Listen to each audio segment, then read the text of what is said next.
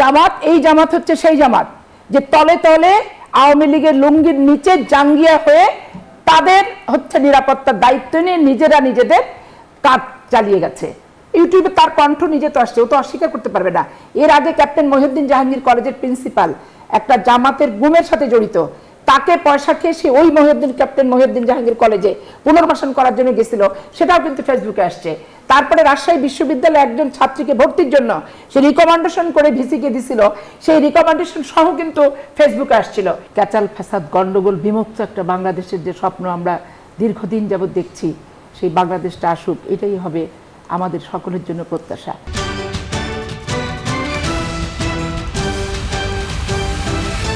বাংলাদেশের রাজনীতিতে প্রতিদিনই যোগ হচ্ছে নতুন অধ্যায়, নতুন জোট, পদত্যাগ, নির্বাচন, বয়কট আর দলবদলের খবরে উত্তাল এখন জনজীবন। নতুন জোটের ঘোষণা, পুরনো সম্পর্কের ভাঙন, হঠাৎ পদত্যাগ আর নির্বাচন বর্জনের ডাক, সব মিলিয়ে সাধারণ মানুষের মনে জমেছে অসংখ্য প্রশ্ন। আর সেই প্রশ্নগুলোর উত্তরই আমরা খোঁজার চেষ্টা করব নতুন বাংলাদেশের আজকের আয়োজনে। দর্শক, আপনাদের সঙ্গে আমি জান্নাতুল কলি আছি এবং আমাদের সঙ্গে আলোচনার জন্য আজকে স্টুডিওতে আছেন ফরিদুল হক, যুগ্ম সদস্য সচিব, জাতীয় নাগরিক পার্টি এনসিপি, এবং কিছুক্ষণের মধ্যে আমাদের সঙ্গে এসে যুক্ত হবেন অ্যাডভোকেট সৈয়দা আসিফা আশরাফি পাপিয়া, সহ সম্পাদক বিএনপি এবং সাবেক সংসদ সদস্য ফরিদুল।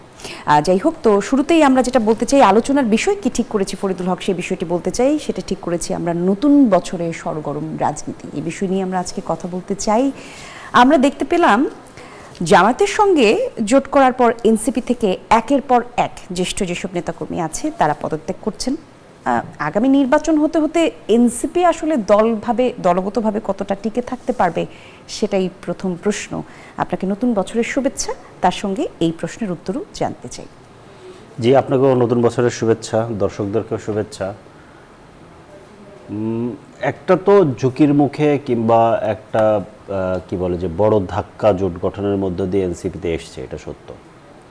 কারণ এনসিপি যে ধরনের রাজনীতি করার অঙ্গীকার এবং যে পথে যাওয়ার অঙ্গীকার করে যাত্রা শুরু করেছিল এবং গত 10 মাস সে যেভাবে চলেছে, সেটার পরে হঠাৎ করেই এবং যে প্রস্তুতি, নির্বাচন কেন্দ্রিক যে প্রস্তুতির মধ্যে এনসিপি ছিল, তারপরে হঠাৎ করে এই ধরনের ঘোষণা আসা স্বাভাবিকভাবেই একটু পরিস্থিতিকে এলোমেলো করে দেয়, এটা খুব স্বাভাবিক।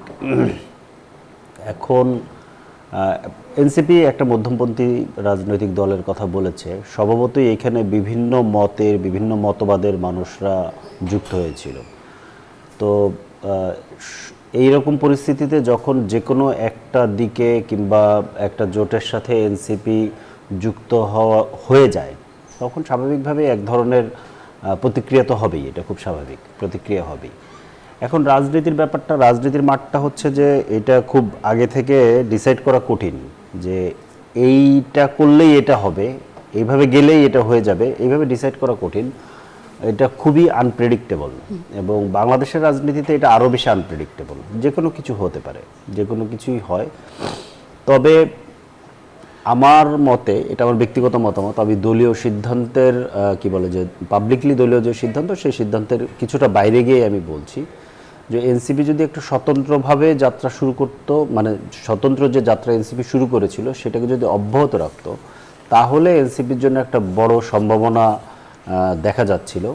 কিন্তু সেটা না হওয়াতে কিছুটা আপনি কি তাহলে মনে করেন না এনসিপি এই হিসেবটা কি করতে পারেনি? মানে তাদের রাজনৈতিক যে হিসেব নিকেশ, তারা মধ্যমপন্থী রাজনীতি করবে, সেখান থেকে আবার তারা জামাতের সঙ্গে যোগ দিলেন, যাদের রাজনীতির প্রেক্ষাপট আবার ভিন্ন, যারা ধর্মভিত্তিক রাজনীতি করে। সেই জায়গাতে নীতিগত জায়গায় একটা বড় ফাটল কি আসলে চোখে পড়েনি? মানে সেটা তো দৃশ্যমান ছিল, সকলেরই জানা। বিষয়টা হয়েছে কি, এটা এখনো খুব পরিষ্কারভাবে খুব সামনে, মানে পরিষ্কার হয়েছে ব্যাপারটা এরকম না। মানে একটা নির্বাচনী সমঝোতা বলা হচ্ছে এনসিপির পক্ষ থেকে, আবার ওইদিকে জামাতের পক্ষ থেকে বলা হয়েছে যে এটা একটা রাজনৈতিক জোট।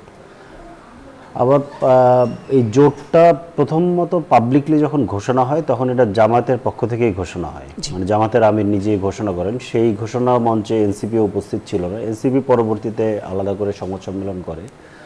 তো এখানে অনেকগুলো ব্যাপার, নির্বাচন আসলে এই ধরনের ঘটনাগুলো বাংলাদেশে কম বেশি ঘটে, এটা যে ঘটে না তা না। কিন্তু এনসিপির কাছ থেকে এটা আমি যতটুকু বুঝি, আমি এনসিপির একজন ক্ষুদ্র কর্মী হিসেবে সাধারণ মানুষেরা যারা এনসিপিকে সমর্থন দিয়েছিল, সেই সমর্থন যত ছোটই হোক কিংবা আপাতত যত কমই হোক, সাধারণ মানুষ এই রকমভাবে পুরনো রাজনৈতিক চর্চা, যে ওই নির্বাচনের আগে আগে জোট গঠন, দল ত্যাগ, আর একটা দলে চলে যে নমিনেশন নেওয়া, এই ধরনের বিষয়গুলো মানুষ পুরনো রাজনীতি হিসেবে দেখে।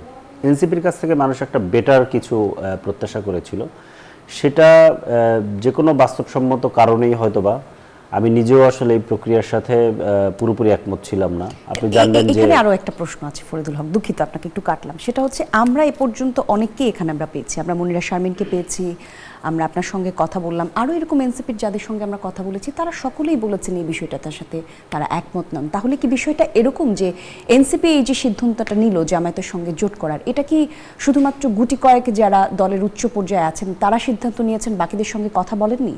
না, ব্যাপারটা ঠিক তা না। গুটি কয়েক দলের উচ্চ পর্যায় থেকে সিদ্ধান্ত এসছে, এটা যেমন সত্য, আবার দলের কেন্দ্রীয় কমিটির একটা বড় অংশ এটার পক্ষে ছিল। আবার একটা বড় অংশ মানে সংখ্যার দিক থেকে তারা হয়তো কম, কিন্তু আমরা বলবো যে একটা গণতান্ত্রিক অংশ, আমরা যারা একটা গণতান্ত্রিক রাজনীতির কথা বলি, তারা আমরা এটার বিরোধিতা করেছিলাম এবং আমরা কিন্তু ইন্টারনালি এটাকে সলভ করার চেষ্টা করেছিলাম জোটটা ঘোষণা হওয়ার আগেই। আচ্ছা, তো আপনি জানেন যে 30 জন নেতার একটা স্মারকলিপি আমরা আহ্বায়ককে দিয়েছিলাম, আমিও তাদের একজন। তো পরবর্তীতে যেটা হয়েছে যে এটা সামহাও আমাদের ইন্টারনাল গ্রুপ থেকে লিক হয়ে যায়, মিডিয়াতে চলে আসার পরে যেটা হয় যে পরিস্থিতিটা কিছুটা মানে একটু অস্থির হয়ে ওঠে, মানে তখন এক ধরনের পাল্টা বিবৃতির মধ্যে পরিস্থিতি চলে যায়।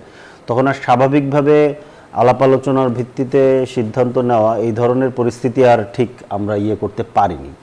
তো এতে করে যেটা হয়েছে যে মানে ঠিক গুটি কয়েক নেতার এটা হয়েছে, এটা বলবো না, এটার একটা বড় অংশের নেতৃত্বের সমর্থন ছিল, এটা সত্য।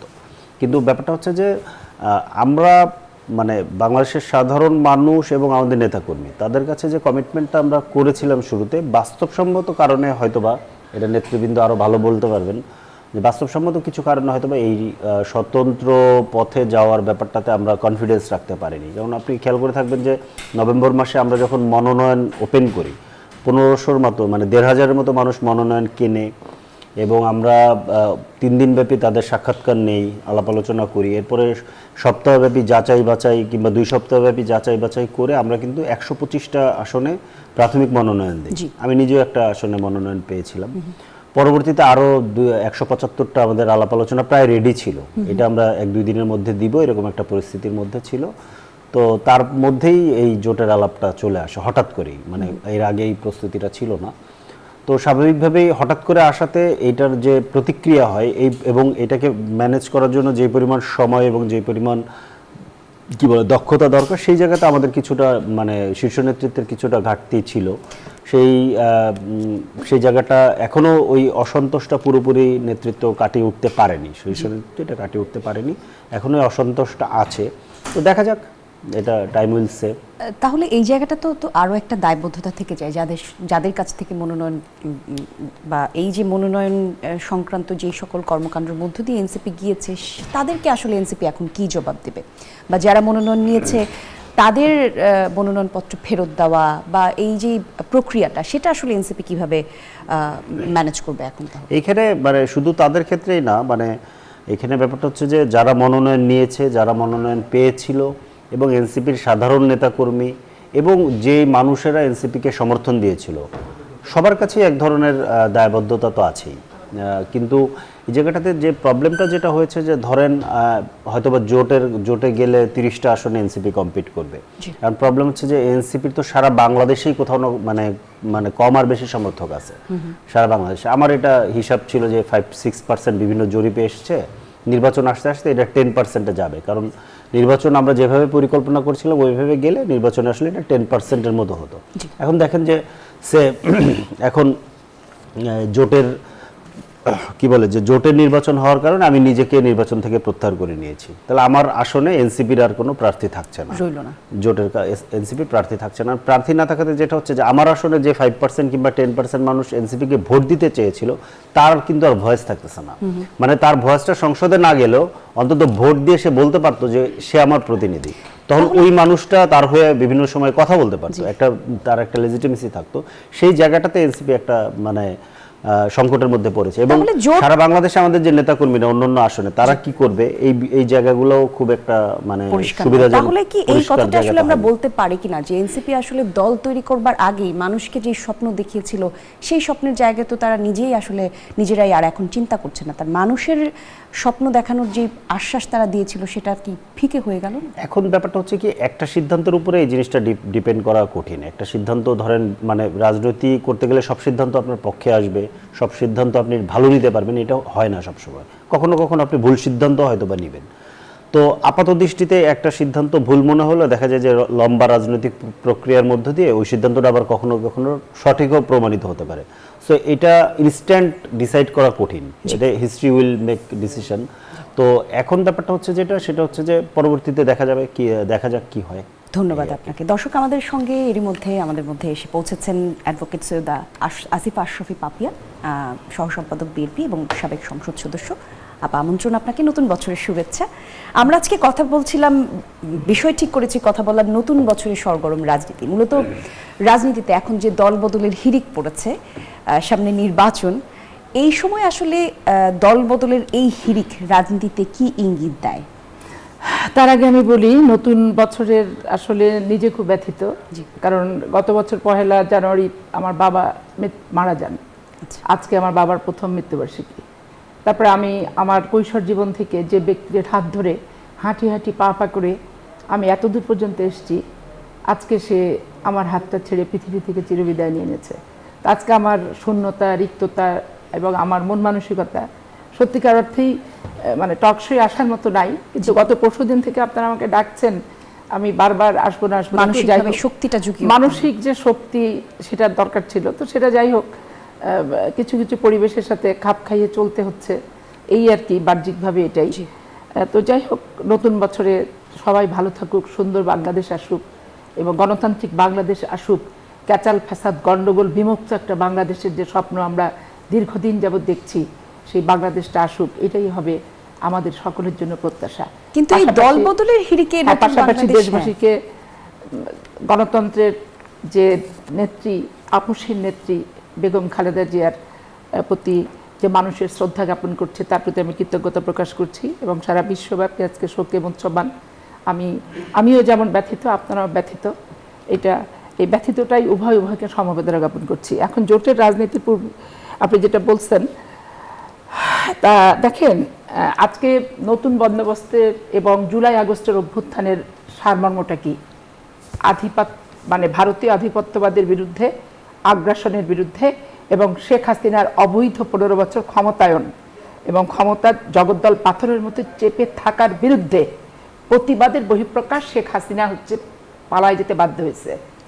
আর বাংলাদেশ বিশ্বের সাথে সম্পর্ক ভালো রাখবে, সুপ্রতিবেশী সুলভ সম্পর্ক যেটাকে বলে, আধিপত্যবাদের সম্পর্ক না, নতজানু পররাষ্ট্র নীতির সম্পর্ক না, এবং নিজের বাংলাদেশের ব্যক্তিত্ব বিসর্জন দিয়ে কোনো রাষ্ট্রকে সুযোগ দেওয়ার সম্পর্ক না। তো এইটা ছিল জিস্ট। 15 বছর হত্যা, গুম, অপহরণ, অনেক কিছু হয়েছে। অনেকেই ফেরত পেয়েছে তাদের দলীয় কর্মীদের, আমরা কিন্তু ফেরত একটাকেও পাইনি। ইলিয়াস আলীকে পাইনি, চৌধুরী আলমকে পাইনি, কাউকে কিন্তু ফেরত পাইনি এখনো। মৃত্যুর দিনক্ষণও জানি না। পরিবার যে একটা ইসলামিকভাবে মৃত্যুর দিনক্ষণ পালন করবে সেটারও কোনো সুযোগ নাই।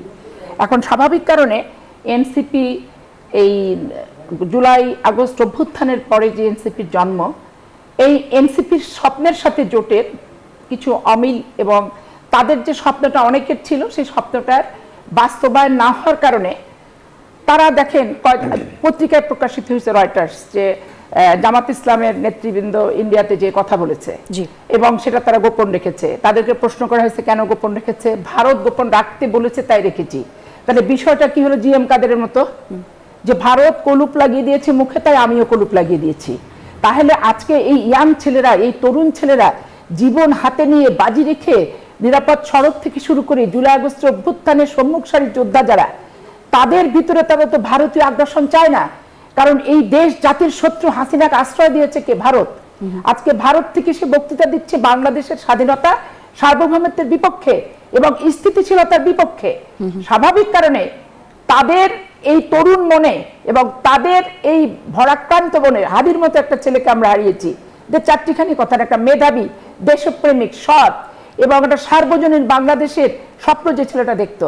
স্বাভাবিক কারণেই পদত্যাগের হিড়িক কেন আসবে না? আমার আইডিওলজি যদি বলি, একটা আইডিওলজির থেকে যদি আমি বিচ্যুত হয়ে যাই, তাহলে সেখানে পদত্যাগের বিষয় আসবেই।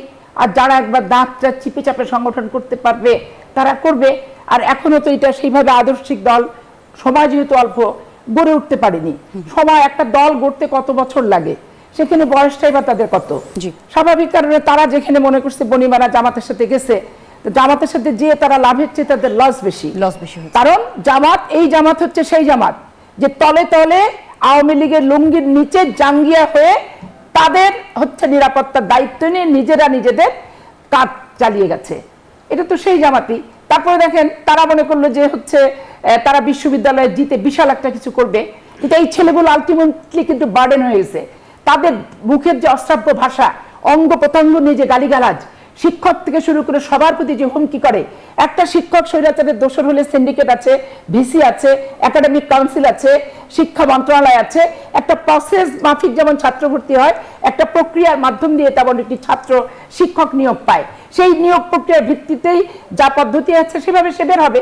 কিন্তু এইটা তো আমি তো রাজশাহী বিশ্ববিদ্যালয়ের তাপসীরা হলে 2 বার ভিপি ছিলাম, এবং আমার সময় তো ছাত্র সংগ্রাম পরিষদ, আওয়ামী লীগের সবাই ছিল। তা আমাদের সাথে এরকম টিচারকে আমি টিচার হিসেবে দেখবো, টিচারেরও ছাত্রকে ছাত্র হিসেবে দেখা দরকার।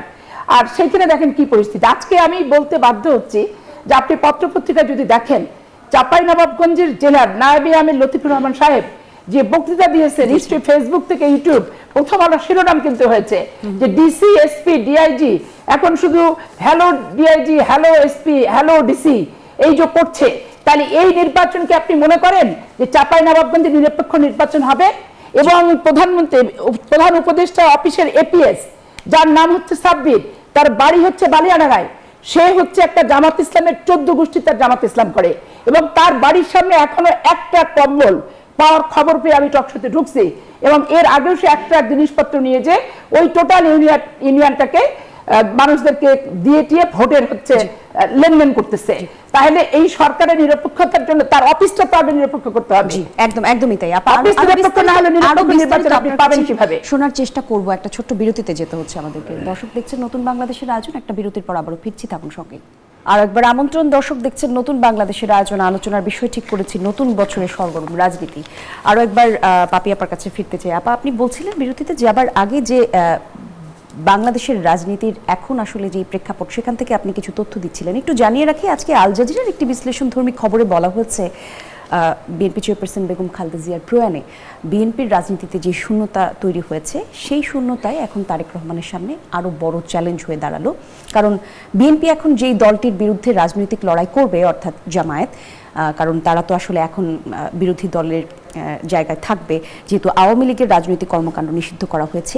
এই দলটার সঙ্গে তো একসময় বিএনপি সরাসরি রাজনীতি করেছে, তারা তো কৌশলগত নীতি নির্ধারণী পর্যায় থেকে তাদেরকে খুব কাছ থেকে দেখেছে। সেক্ষেত্রে চ্যালেঞ্জটা আরো বড় হয়ে গেল কিনা বিএনপির জন্য?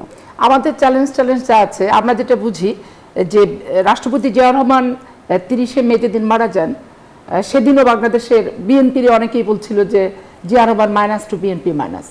কিন্তু এমন একটা খুব অল্পক্ষণের ভিতরে এমন একটা পর্যায়ে আসলো যে দেশনেত্রী বেগম খালেদা জিয়া পার্টির হাল ধরতে উনি বাধ্য হলেন, এবং উনি প্রথম দিন হালটা ধরেই কিন্তু ওই মাঠে ওনাকে 9টা বছর কিন্তু কাটাতে হয়েছে, তার সংগ্রামী জীবন।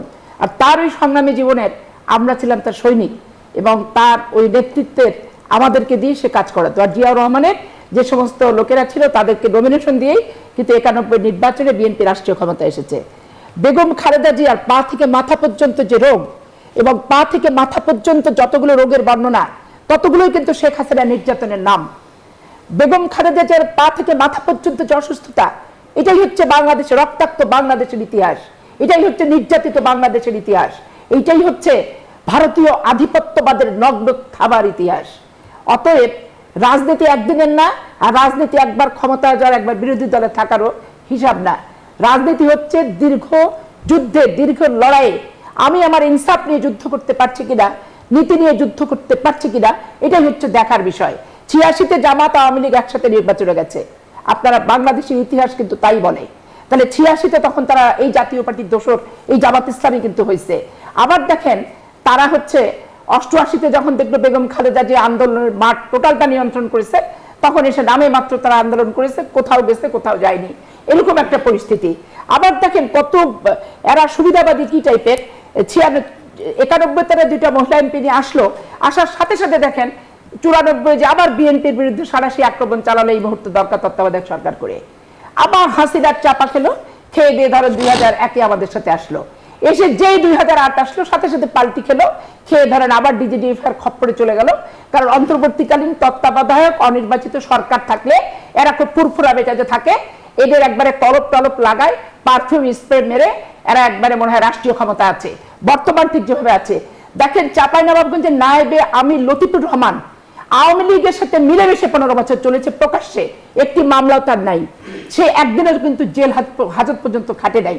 সে প্রথমে করলো কি, এইখানে এই 26 যে এপিএস এই আপনার হচ্ছে ইউনূস সরকারের মন্ত্রণালয়ের অফিসের একটা জামাতের ডিসি প্রথমে একটা দিয়ে দিল, তাকে 1.5 বছর রাখার পর একজন ডিসি গেলেন, মাত্র 15 দিন তাকে রেখে রাত 3টার সময় তাকে প্রত্যাহার করে আর একটা জামাত ইসলামের ডিসি ওখানে পাঠানো হচ্ছে।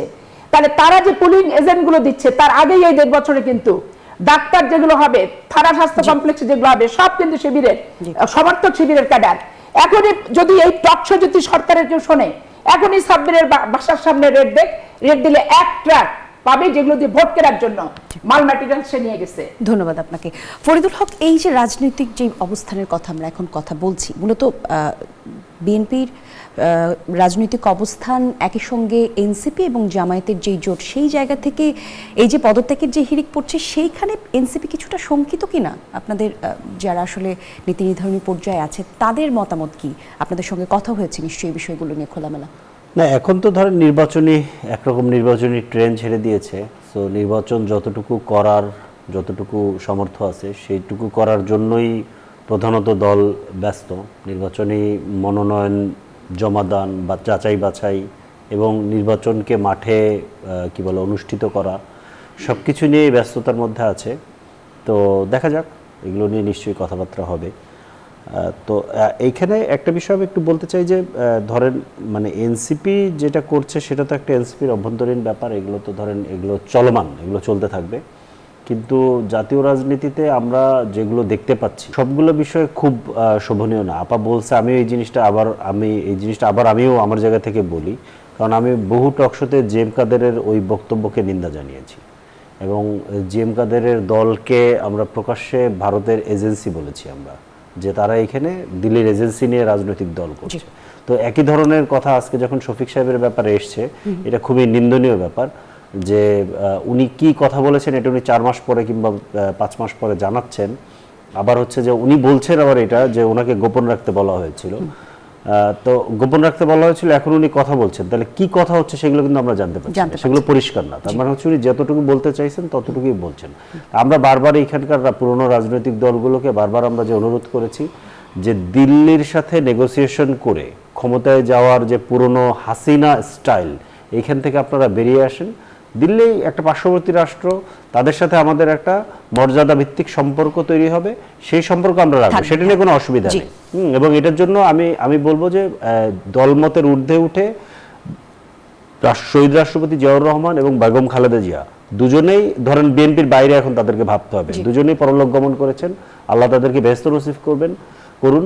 কিন্তু তারা যে পথে হেঁটেছেন, যেভাবে মর্যাদা নিয়ে এই পার্শ্ববর্তী রাষ্ট্রের সাথে বাংলাদেশকে সামনে রেখে যেভাবে সেই পথে আমাদের সেই পথে আমরা হাঁটি, তাহলে বাকিগুলো আমাদের জন্য ইস্যু হবে না। কিন্তু আমরা যাতে কেউই জাতীয় পার্টির পথে কিংবা আওয়ামী লীগের পথে না। জি, ধন্যবাদ আপনাকে। আমরা দর্শক নতুন বাংলাদেশের আয়োজনে আরো একটা ছোট্ট বিরতির পর আবার আলোচনায় ফিরবো, সঙ্গেই থাকুন।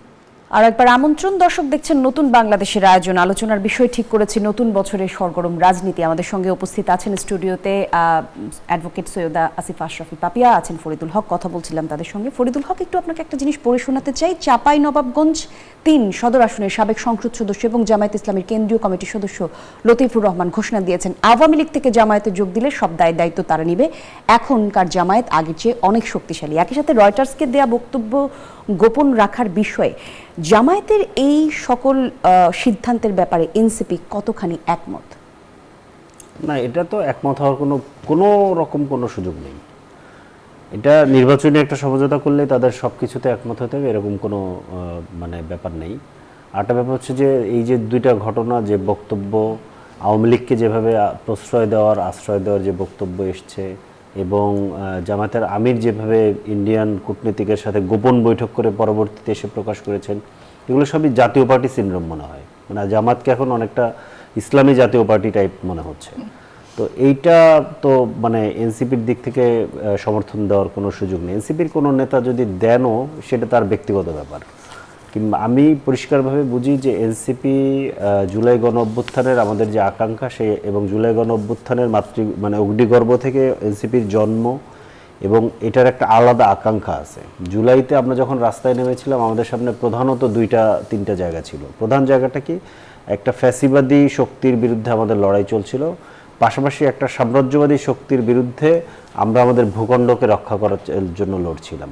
এই জন্য আপনি বহু জায়গায় দেখবেন যে আমরা যেমন খুনি হাসিনার পতন চেয়েছি, পাশাপাশি দিল্লি না ঢাকা স্লোগানও দিয়েছি। তার মানে এই লড়াইটা আমাদের জন্য প্যারালাল ছিল।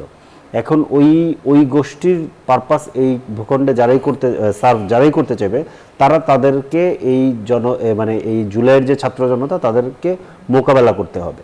মানে এটা আনচেক ছেড়ে দেওয়া হবে না। মানে আপনি চাইলে এখানে দিল্লির এজেন্ডা বাস্তবায়ন করতে পারবেন না, চাইলে এখানে ধরেন আওয়ামী লীগ। কিন্তু প্রশ্ন তো থেকেই গেল, একই জোটে থেকে তাহলে আসলে কিভাবে তারা না, এইটা আমরা ধরেন আমাদের মানে একটা নির্বাচনী সমঝোতা হয়েছে, এবং এটা আমরা বিরোধিতা করছি। আমি তীব্রভাবে এটা নিন্দা জানালাম, এবং এটা নিয়ে আমরা কথা বলবো। অবশ্যই আমরা এটা নিয়ে কথা বলবো। তাদেরকে এই জায়গাগুলোকে খুব পরিষ্কার করতে হবে, এবং এই জোট প্রয়োজনে আমরা এনসিপিকে চাপ দিব যে প্রয়োজনে তারা জোট ছেড়ে দিবে। মানে একটা নির্বাচন হারা কিংবা একটা নির্বাচন না করার মধ্য দিয়ে রাজনীতি শেষ হয়ে যায় না। কিন্তু আপনি ধরেন দিল্লির গোলামি করার মধ্য দিয়ে বাংলাদেশে বহু মানুষের রাজনীতি শেষ হয়ে গেছে, আরো শেষ হবে। সো ওইটা কোনোভাবেই মানে ওইখানে হচ্ছে গিয়ে রেড লাইন, ওটা ক্রস করা যাবে না। ওটা রেড লাইন, ওটা ক্রস করার কোনো সুযোগ নেই। অসংখ্য ধন্যবাদ আপা। রাজনীতিতে আমরা যে বলছিলাম এক জোট থেকে অন্য জোটে যাওয়া, পদত্যাগের হিড়িক, সেই পদত্যাগের জায়গাতে আসলে আমরা দেখেছি যেদিন বেগম খালেদা জিয়ার মৃত্যুর সংবাদটি এলো, ঠিক সেদিনই ব্যারিস্টার রুমিন ফারহানাকেও দল থেকে বহিষ্কার করা হয়েছে। এই সময়ে, এই দুঃসময়ে ব্যারিস্টার রুমিন ফারহানাকে দল থেকে পদত্যাগ করা বা তাকে আসলে বহিষ্কার করা, এই সিদ্ধান্তের মধ্যে দিয়ে আসলে বিএনপি কি বার্তা দিল রাজনীতিতে? বিএনপি এটাই বার্তা দিল যে পরিবার যেমন একটা শৃঙ্খলিত পরিবার থাকা দরকার, রাজনৈতিক সংগঠন একটা শৃঙ্খলা থাকা দরকার। নিয়ে আসার শৃঙ্খলা যেমন ছিল না রুমিন ফারহানাকে নিয়ে আসার, এবং আমাদের উপরে পোস্ট দেওয়ার শৃঙ্খলাটা ছিল না, তবে সে যখন দলের একটা কেন্দ্র নমিনেশন দেওয়ার পর সেইটাকে যখন না মানবে, তখন অন্তত কোথাও না কোথাও শৃঙ্খলা তো শেখাতে হবে তাকে।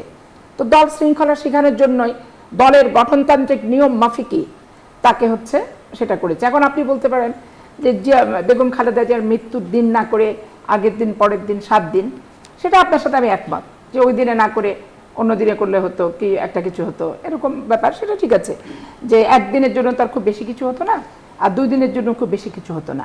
টকশো মাতানো এক জিনিস, রাজপথে লড়াকু সৈনিক হওয়ার কিন্তু আর এক জিনিস। আমরা এরশাদ বিরোধী আন্দোলন করছি, হাসিনা বিরোধী 15 বছর আন্দোলন করছি, এখনো যে কোনো কিছুর জন্য আমরা প্রস্তুত। এবং বাংলাদেশের ভারতীয় আধিপত্যবাদ শুধু না, যে কোনো প্রহসনের পাতানো নির্বাচনের বিপক্ষেও আমাদের অবস্থান স্পষ্ট। আমার অবস্থান স্পষ্ট ব্যক্তি বাংলাদেশের নাগরিক হিসেবে, শুধু দলের সদস্য সমর্থক না। আজকে বাংলাদেশ তো তালেবানের রাষ্ট্র বানানোর যে প্রক্রিয়াটা চলছে, আপনি খোঁজ নিয়ে দেখবেন মোল্লা নূর আহমেদ নূর, মানে মোল্লা জাওয়ান নামে এক তালেবান নেতা, সে শীর্ষ নেতা তালেবানের, সে বাংলাদেশে এসছে। উনি যে বাংলাদেশে এসছেন, বিভিন্ন জায়গায় যাচ্ছেন, সেটা সরকারের পররাষ্ট্র মন্ত্রণালয়ের কোনো অনুমতি কি সরকারের কোনো অনুমতি ব্যতিরেকে কিন্তু উনি এসছেন। তারপরে যখন সরকার জানতে পারছে, তখন ওনাকে গোয়েন্দা নজরদারিতে রাখা হয়েছে। তাহলে বাংলাদেশে বিএনপির সময় কোনো তালেবান নেতা আসছে এরকম কিন্তু কোনো ঘটেনি। তাহলে এই দেখেন এই বাদের তারা কি ঘটলো। সবচেয়ে দুঃখজনক যে আওয়ামী লীগ সরকারের আমলে এনএসআই একজন ঊর্ধ্বতন কর্মকর্তা যিনি দূতাবাস এবং সেনাবাহিনীর দায়িত্বে ছিলেন, উনি জামাতের বাংলাদেশে ঢাকার 2 নম্বর সিটের জামাত মনোনীত পদপ্রার্থী। তাহলে আপনি অবস্থাটা বুঝেন যে আওয়ামী লীগকে পুনর্বাসন কারা আওয়ামী লীগ থাকা অবস্থায় করেছে, আবার আওয়ামী লীগ চলে যাওয়ার পর দলের নমিনেশন দিয়ে কে পুনর্বাসিত করছে। জি জি, অসংখ্য ধন্যবাদ আপনাদেরকে। আসলে আমরা একদম অনুষ্ঠানের শেষ পর্যায়ে চলে এসেছি, আপনারা আজকে আমাদের সঙ্গে একটু বলা যাবে না। জি, আর একটা কিছু ছিল, দেখেন জামাতের ওই নায়েবে আমির সে বিচার বিক্রি করছে জামাত অফিস থেকে, সালিশ বিক্রি করছে, ইচ্ছা মতো ধরাচ্ছে, পয়সা নিয়ে ছাড়াচ্ছে, এবং এই প্রশাসনের নাকের ডগা দিয়ে যেভাবে কথাগুলো বললো, তথ্যের কি কোনো প্রমাণ দিতে পারেন? কেন? তার নিজের কণ্ঠ তো আসছে ইউটিউবে, তার কণ্ঠ নিজে তো আসছে, ও তো অস্বীকার করতে পারবে না। এর আগে ক্যাপ্টেন মহিউদ্দিন জাহাঙ্গীর কলেজের প্রিন্সিপাল একটা জামাতের গুমের সাথে জড়িত, তাকে পয়সা খেয়ে সে ওই ক্যাপ্টেন মহিউদ্দিন জাহাঙ্গীর কলেজে পুনর্বাসন করার জন্য গেছিল, সেটাও কিন্তু ফেসবুকে আসছে। তারপরে রাজশাহী বিশ্ববিদ্যালয়ে একজন ছাত্রীকে ভর্তির জন্য সে রিকমেন্ডেশন করে ভিসিকে দিছিল, সেই রিকমেন্ডেশন সহ কিন্তু ফেসবুকে আসছিল। ইনি তো ঐতিহাসিক একটা ফ্রডিং কার্যক্রমের সাথে দীর্ঘদিন যাবৎ জড়িত, এবং এই ফ্রড কার্যক্রমের সাথে জড়িত, যার কারণে সে কোনো তোয়াক্কা কিছু করে না, সারাক্ষণ শুধু এসপি অফিস, ডিসি অফিস আর থানা, এই 3টা হচ্ছে তার কর্মক্ষেত্র। আর ওইভাবে সে মক্কেল খুঁজে খুঁজে বেড়ায়, কোথায় থানা, কোর্ট, কাচারি। তাহলে আওয়ামী লীগকে পুনর্বাসন করলে তার কাছে একবারে সকল প্রকার নিশ্চয়তা পাওয়া যাবে। তাহলে এই সরকার কি চাচ্ছে, জামাত কি চাচ্ছে, এনসিপি জোটের রহস্য কি, এইটা বাংলাদেশের মানুষ স্পষ্ট করে সরকারের কাছ থেকে জানতে চায়। এনসিপির কেন্দ্রীয় 3 জন নেতা আছে, তাদের কাছ থেকে আমরা জানতে চাই, এবং জামাত ইসলামের কাছে আমরা জানতে চাই এই বিষয়গুলি। জি, অসংখ্য ধন্যবাদ আপনাদেরকে আমাদের কাছে সময় দিয়েছেন। দর্শক দেখছিলেন নতুন বাংলাদেশের আয়োজন, আজ এখানে শেষ করছি। সবাই ভালো থাকবেন, সুস্থ থাকবেন।